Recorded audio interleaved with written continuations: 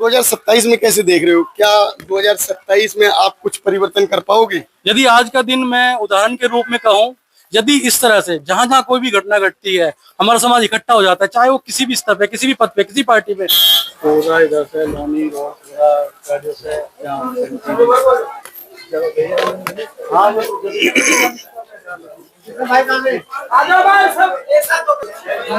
सागर जी, ये जो इस तरीके से घटनाएं घटित हो रही हैं और लोनी में जो 2 घटनाएं घटित हुई रेप की, क्या कहना चाहोगे? पहली बात तो ये घटनाएं नहीं होनी चाहिए। इसमें कहीं ना कहीं हमारा जो शासन है वो प्रशासन को अच्छे से कंट्रोल नहीं कर पा रहे हैं, विफल साबित हो रही है। तो समाज में असामाजिक तत्व ज्यादा पनप रहा है। मैं तो मुख्य कारण यही मानता हूँ।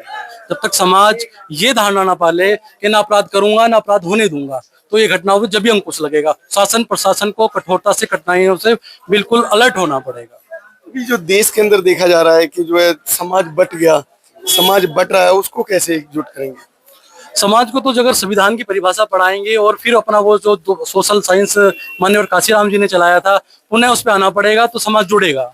बहुजन अपना रूप फिर से दिखाएगा और जिस रूप से बहुजन को पहचाना जाता है, जाना चाहता है, वहां फिर उसको आना पड़ेगा। जो दूसरी पार्टियां निकल निकल कर आ रही हैं, वो भी वोट तोड़ रही हैं, वो वोट एकजुट कैसे होगा? वोट तोड़कर समाज का नुकसान कर रही हैं। अगर जनता को नुकसान ही झेलना है तो फिर ऐसी पार्टियां तो निकल के आती रहेंगी, वो ना आए। ऐसा काम समाज को स्वयं भी करना चाहिए। जो ये अपराध हो रहे हैं, अपराध को रोकने में जो सरकार जो नाकाम है, लेकिन हमारा समाज भी तो कोई खास इस तरीके की पहल नहीं कर पा रहा जो कि अपराध रुक पाए।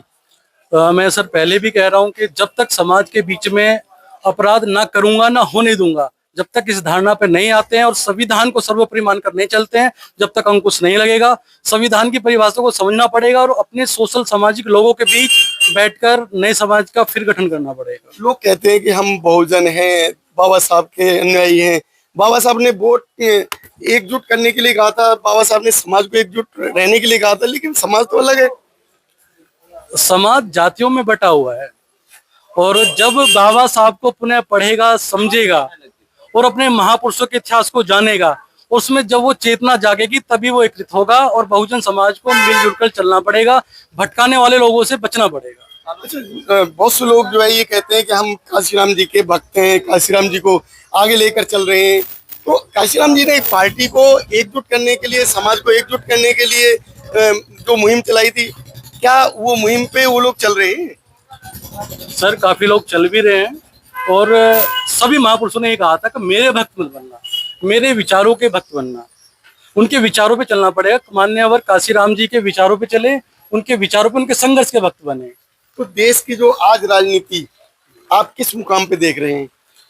देश की राजनीति, दलित राजनीति तो लड़खड़ा गई है। जितनी इनकी संख्या है उस रूप से कहीं दिखाई नहीं देती है और युवाओं को पुनः इस पे काम करना पड़ेगा। काम की आवश्यकता है। 2027 में कैसे देख रहे हो? क्या 2027 में आप कुछ परिवर्तन कर पाओगे? यदि आज का दिन मैं उदाहरण के रूप में कहूँ, यदि इस तरह से जहां जहां कोई भी घटना घटती है हमारा समाज इकट्ठा हो जाता है, चाहे वो किसी भी स्तर पे, किसी भी पद पे, किसी पार्टी पे, तो फिर बीएसपी पार्टी वापस आएगी। 27 में पुनः वापस आएगी, जैसे पहले कभी बहन जी की पार्टी हुआ करती थी। बहुजनों की पार्टी फिर से आ जाएगी। आज जो ये यहाँ पे जो उत्तर प्रदेश प्रभारी जो कि विश्वनाथ पाल जी आए थे यहाँ पे लोनी के अंदर, क्या बहन जी ने इनको भेजा था? बहन जी ने भेजा है तभी तो आए हैं। प्रदेश अध्यक्ष हैं, उन्हें बहन जी का आदेश मिला और वो घटना पे पहुंचे हैं। और उनके दिल में भी कहीं ना कहीं ठेस पहुंची होगी कि मेरे समाज की एक बच्ची के साथ, समाज की बच्ची, राष्ट्र की बेटी और विश्व की नारी शक्ति के साथ अगर ऐसा जघन्य अपराध होगा तो हर कोई आएगा। ये जितने भी अपराध होते हैं दलित समाज की बच्चियों के साथ ही क्यों? दलित समाज की बच्ची क्यों? जब और समाज की बच्चियों के साथ कहीं आप सुनते हैं कहीं? सर मैं तो ये कहूंगा कि जो अपराधी है वो तो किसी समाज जाति से है नहीं और ऐसे ही अपराध करने वाला नहीं है। और ये अगर समाज किसी के बीच में ऐसा मैसेज जा रहा है, ये टूटे लोग हैं, ये बिखरे लोग हैं, ये कुछ नहीं कर पाएंगे या इनकी कोई सुन नहीं पाएगा, तो इसी कारण से इनके ऊपर अपराध होते हैं।